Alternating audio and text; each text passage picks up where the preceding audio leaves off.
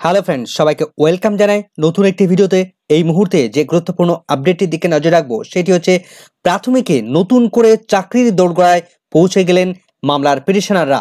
সেই মামলার অর্ডারের পুঙ্খানুপুঙ্খ বাংলায় ব্যাখ্যা থাকবে এই ভিডিওর মধ্যে। প্রাইমারি স্কুলে অ্যাসিস্ট্যান্ট টিচার পদে চাকরির নির্দেশ শুধু সময়ের অপেক্ষা। তো মাননীয় বিচারপতি অমৃতা সিনহা তিনি গুরুত্বপূর্ণ নির্দেশ দিয়েছেন। তার অর্ডার কপিতে দেখে নেব আমরা কি কি অর্ডার দিয়েছেন। তো কারা কারা নতুনভাবে চাকরি পাওয়ার সম্মুখীন এসে পৌঁছেছেন, কি কি নির্দেশ দিয়েছেন, অর্ডার কপিতে কি কি বলা হয়েছে, কোন পয়েন্টে তারা চাকরি পাওয়ার সম্ভাবনা তৈরি হয়েছে, অর্ডার কপির পুঙ্খানুপুঙ্খ ব্যাখ্যা করে নেব আমরা এই ভিডিওর মধ্যে। কোনো রকম স্কিপ না করে শেষ পর্যন্ত দেখার অনুরোধ রইল। চ্যানেলটিতে নতুন হলে অবশ্যই একটু সাবস্ক্রাইব করে রাখার অনুরোধ রইল। তো চলুন বিস্তারিত আমরা সরাসরি অর্ডার কপিতে মধ্যে চলে যাব। তো নর্থ 24 পরগনার ডিভিএসসির আন্ডারে নতুন করে চাকরির সম্মুখীন প্রার্থী মাননীয় বিচারপতি। তো প্রথমে যেটা বলা হচ্ছে, affidavit of service file in court today is taken on record. অর্থাৎ এই মামলার যে সমস্ত এফিডেভিট ইতিমধ্যে জমা পড়েছে সেগুলো কোর্ট রেকর্ড হিসেবে গ্রহণ করেছে। The petitioner participated in the recruitment process for appointment of primary school teachers in year 2009।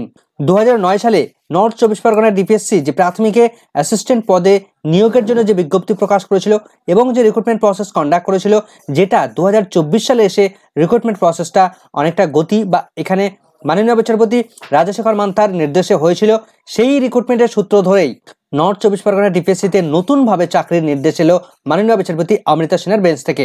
The appointment letter are yet to be issued in favour of the successful candidate. এই recruitment প্রসেসে যারা সফল হয়েছেন তাদের appointment letter এখনো issue করা বাকি রয়েছে। বেশ কিছু কিছু ক্ষেত্রে যারা সাকসেসফুল হয়েছিলেন সেই সমস্ত ক্যান্ডিডেটদেরকে অ্যাপয়েন্টমেন্ট লেটার এখনো বাকি রয়েছে প্রদান করতে। দ্য পিটিশনার অ্যালিক দ্যাট, পিটিশনাররা যে অভিযোগ নিয়ে এসছে, less meritorious candidates have been proposed to be given appointment ignoring the claim of the petitioner। নতুন করে যে অ্যাপয়েন্টমেন্ট লেটার ইস্যু করা হচ্ছে বা তার যে মেরিট লিস্ট প্রিপেয়ার করা হয়েছে সেখানে লেস মেরিটোরিয়াস অর্থাৎ কম মার্কস বা কম স্কোর রয়েছে এমন ক্যান্ডিডেটদেরকে প্রপোজ করা হয়েছে বা মেরিট লিস্টের মধ্যে স্থান দেওয়া হয়েছে। কিন্তু পিটিশনারের অনেক বেশি মার্কস থাকা সত্ত্বেও তাকে কোনো রকমভাবে অ্যাপয়েন্টমেন্ট ইস্যু করা বা তার মেরিট লিস্টের মধ্যে স্থান দেওয়া হয়নি। হাই স্কোর থাকা সত্ত্বেও তাকে ইগনোর করা হয়েছে। It appears that a coordinate bench of this court on 25th April 2024, the writ petition number 20966/2022 with can number 1 of 2022 Kakuli Mondal versus state of West Bengal directed that. অর্থাৎ Kakuli Mondal versus state of West Bengal এই যে মামলার কথা বলা হচ্ছে সেখানে যে ডিরেকশনটা দিয়েছেন মাননীয় বিচারপতি Rajshekhar Mantha, that all candidates who were called for interview in the recruitment process of the year 2009, তো তিনি ডিরেকশন দিয়েছিলেন যে সমস্ত ক্যান্ডিডেটদেরকে ইন্টারভিউ প্রসেস কন্ডাক্ট করার এবং রিক্রুটমেন্ট প্রসেসে তাদের সুযোগ দেওয়ার, and have filed writ petition until 24th April 2024 shall be entitled to appointments against existing or future vacancies। অর্থাৎ মাননীয় বিচারপতি রাজশেখর মান্থা তিনি নির্দেশ দিয়েছিলেন, একটা কাট অফ ডেট তিনি বেঁধে দিয়েছিলেন যে 24শে এপ্রিল 2024 তারিখ পর্যন্ত যারা কোর্টের দ্বারস্থ হয়েছেন এই 2009 সালের রিক্রুটমেন্ট প্রসেসের সূত্র ধরে তাদের তিনি অ্যাপয়েন্টমেন্ট দেওয়ার নির্দেশ দিয়েছিলেন এবং তখনই তিনি শুনবেন এই কাট অফ ডেটের মধ্যে যদি কোনো রিট পিটিশন থাকে তাহলে তিনি তাদের রিট পিটিশনের কথা তিনি শুনবেন এবং এই সমস্ত ক্যান্ডিডেট যারা মামলা করেছে তাদের এক্সিস্টিং যে ভ্যাকেন্সি রয়েছে সেখানে অ্যাপয়েন্টমেন্ট দেওয়ার নির্দেশ দিয়েছিলেন এবং যদি এক্সিস্টিং ভ্যাকেন্সি না থাকে তাহলে তাদেরকে ফিউচার ভ্যাকেন্সি বা নতুনভাবে ভ্যাকেন্সি যখন ক্রিয়েট হবে তখন তাদেরকে অ্যাকোমোডেট করার নির্দেশ তিনি দিয়েছিলেন। In the instant case the petitioner file the writ petition on 19th January 2023। এই মামলার রিট পিটিশনটি 2023 সালের 19শে জানুয়ারি তিনি করেছিলেন, ফাইল করেছিলেন, রিট পিটিশন ফাইল করেছিলেন। কিন্তু মাননীয় বিচারপতি রাজশেখর মান্থা তিনি 24শে এপ্রিল 2024 তারিখ কাট অফ ডেট ফিক্সড করে দিয়েছিলেন, কিন্তু তারও এক বছরেরও বেশি আগে এই মামলার রিট পিটিশনার তিনি ফাইল করেছিলেন। তার ফলে কাট অফ ডেটের অনেক আগেই তিনি ফাইল করেছিলেন। Admit card for interview and was issued in favour of the petitioner. পিটিশনারের পরীক্ষার জন্য তার অ্যাডমিট কার্ড ইস্যু করেছিল north 24 Pargana DPSC.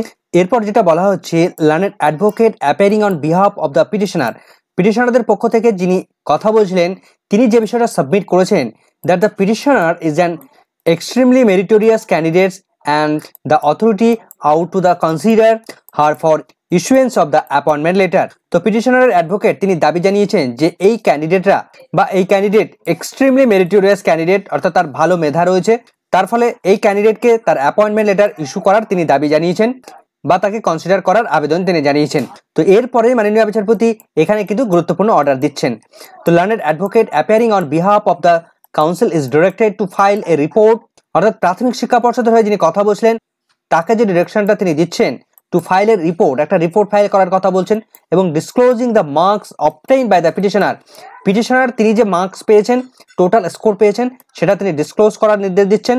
In the selection process including breakup marks, অর্থাৎ তিনি টোটাল কিসে কত মার্কস পাচ্ছেন, কিসে কত স্কোর তার হচ্ছে, টোটাল ব্রেকআপ মার্কস সহ টোটালটা প্রকাশ করার নির্দেশ দিচ্ছেন।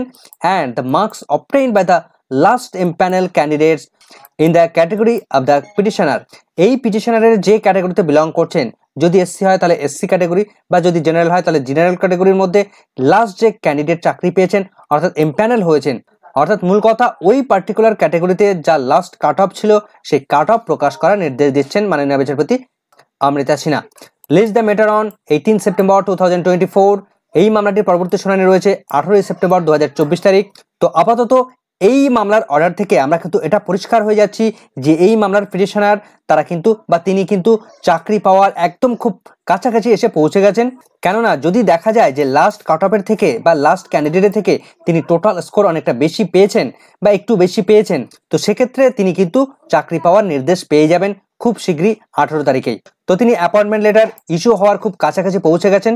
তো দেখা যাক পরবর্তীতে কি কি নির্দেশ আসে, মাননীয় বিচারপতি অমৃতা সিনহা তিনি কি কি নির্দেশ দেন, 18 তারিখে কি কি আপডেট উঠে আসে সেদিকে আমাদের নজর থাকবে। আপাতত এই ভিডিওটি এখানে শেষ করছি। ভিডিওটি সম্পূর্ণ দেখার জন্য সকলকে ধন্যবাদ।